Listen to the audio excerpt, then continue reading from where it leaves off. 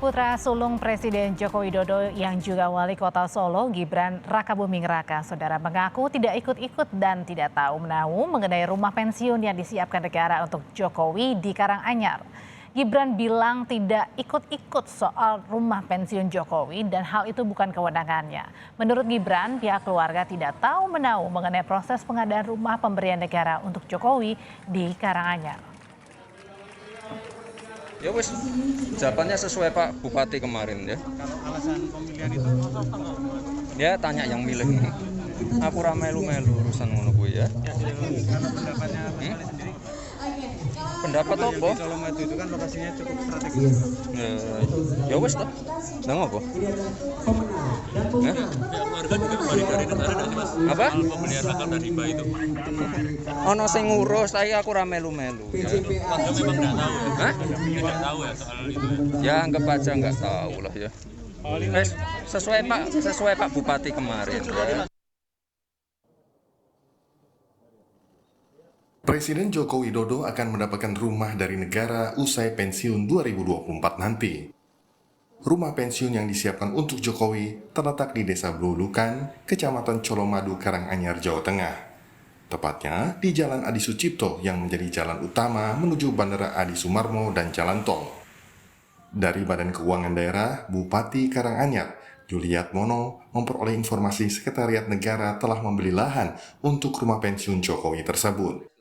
Sekretariat Negara itu membeli tanah, kemudian BPHTB-nya, pajaknya itu dibayar ke Pemda. Nah, tentu bertanya kan, untuk apa Setnek beli tanah di wilayah Karanganyar, tepatnya di Colomadu. Ternyata informasinya itu akan dibangun rumah jabatan Presiden, karena oleh undang-undang kan setelah selesai memberikan tugasnya berakhir itu kan mendapatkan rumah sebagai Camat Colomadu Karanganyar Sri Yono Budi Santoso belum mengetahui persis luas maupun taksiran harga lahan rumah pensiun Joko Widodo. Dari luas lahan kosong, ia memperkirakan sekitar 3.000 meter persegi, sementara soal harga tergantung perjanjian penjual dan pembeli. Luas tanahnya kisarannya sekitar, kalau kita melihatnya dari objek tanah yang ada itu kisarannya kalau tidak salah ya 3.000 sampai 6.000-an lah meter persegi. Pak, itu dari pusat pernah meninjau sini atau gimana gitu? Saya belum pernah tahu dan mungkin itu dulu sebelum ada deal kesepakatan antara dengan penjual, kemungkinan sebelumnya. Kalau saat ini Rumah pensiun untuk mantan presiden dan wakil presiden sudah diberikan sejak era Presiden Soeharto. Dua pendulu Jokowi, Megawati Soekarno Putri dan Susilo Bambang Yudhoyono juga mendapatkan rumah dari negara setelah mereka pensiun.